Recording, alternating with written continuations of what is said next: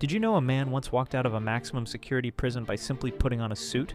In 1994, Richard Lee McNair was serving life in prison in North Dakota. The facility was surrounded by razor wire, guard towers, and armed patrols. McNair had been planning his escape for months. He studied the prison's mail delivery system and discovered something incredible. Every day, a mail truck entered and left the prison without being searched. McNair built a breathing device from prison materials. He squeezed himself into a mail bag and waited. When the mail truck made its delivery, McNair was loaded with the outgoing mail. The truck drove straight through the prison gates.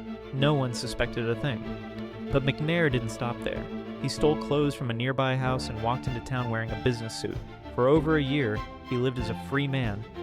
Police finally caught him during a routine traffic stop in Louisiana, the greatest prison escape in modern history, foiled by a broken taillight.